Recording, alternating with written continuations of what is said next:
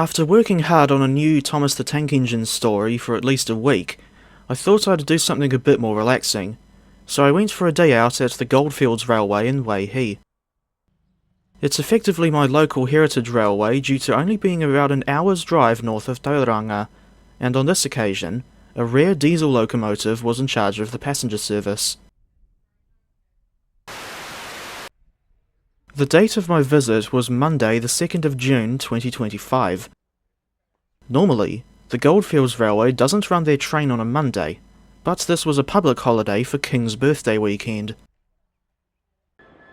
Now I don't know about you, but personally, I'm still getting used to having to say King's birthday instead of Queen's birthday.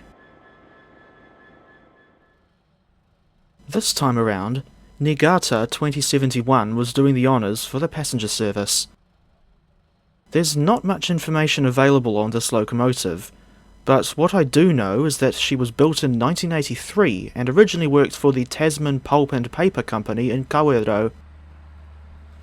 Only 11 years after entering service, she was sold to the Pacific Rail Trust, and eventually ended up in storage at Mainline Steam's Parnell Depot, and later, the Glenbrook Vintage Railway. These days, she's owned by DBM Contracting, and has been a Waihi resident since July 2020.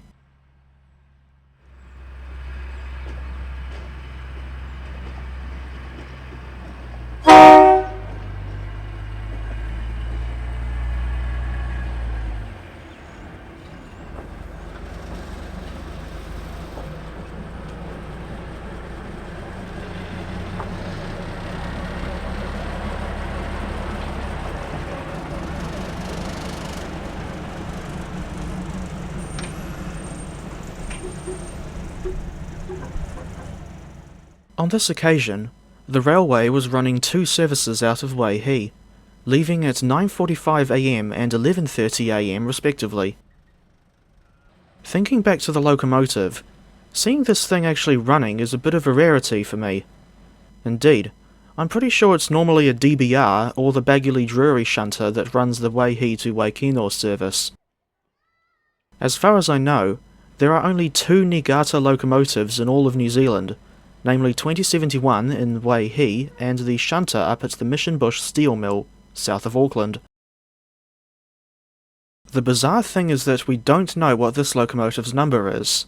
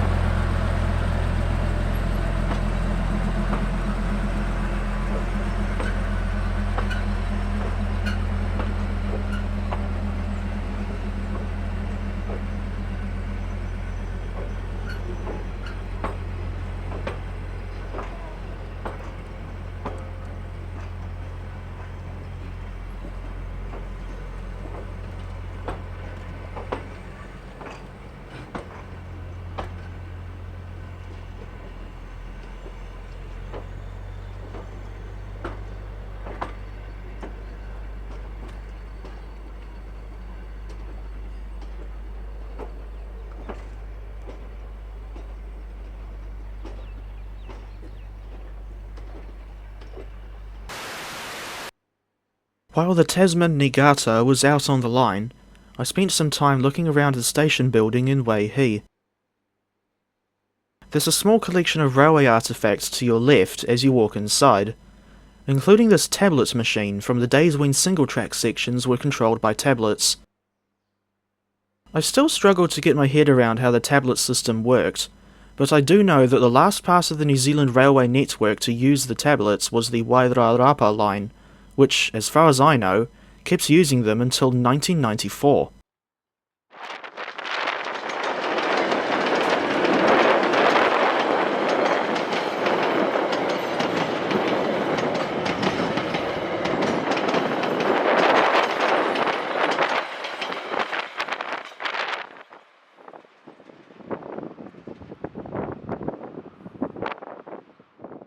Returning to the Goldfields Railway, I had the idea to walk further along from the station and get a good shot of the Niigata returning from Waihi.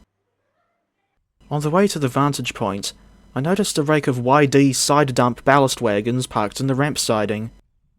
I refer to it as the ramp siding because the track goes up on a little ramp before ending at a fence. On the rare occasions when a locomotive is brought to the railway, they have to come in on a truck trailer, and another locomotive has to go onto the ramp siding to help get the newcomer onto Goldfields metals.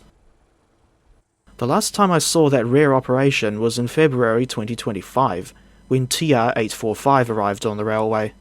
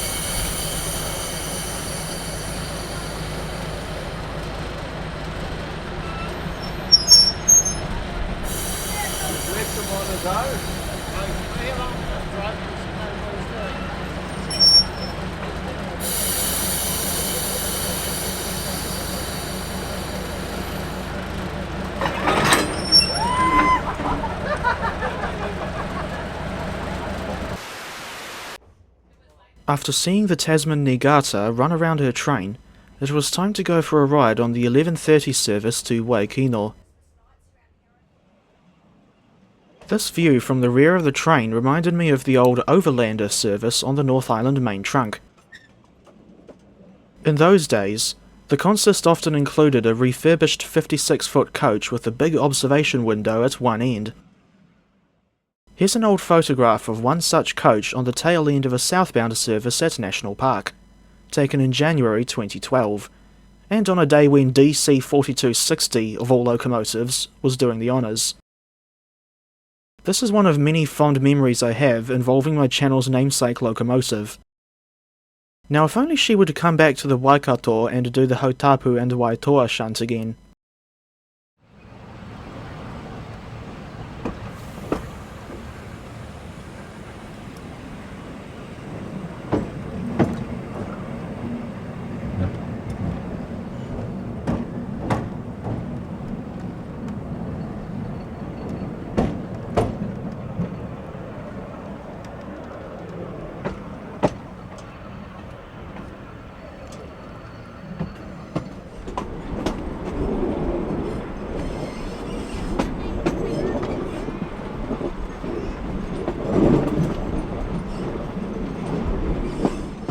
We're now approaching a location that I refer to as Robbers Crossing.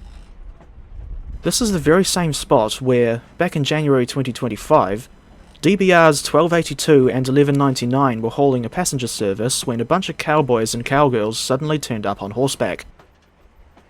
The train ended up stopping, and the bandits proceeded to ransack the passengers of all their Cadbury Crunchy bars. Sometime later, we reached another significant spot on the line.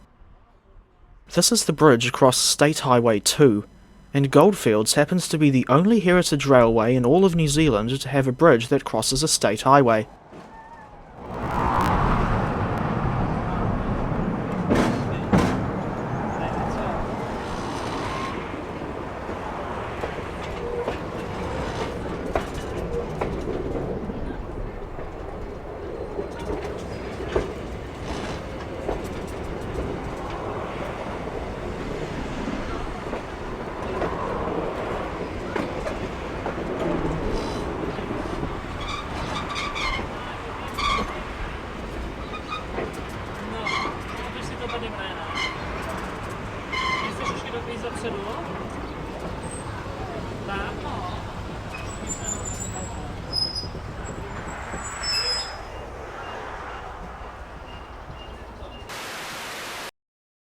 Upon arrival at Waihi, the locomotive was uncoupled and run around the train for the return trip to Waihi.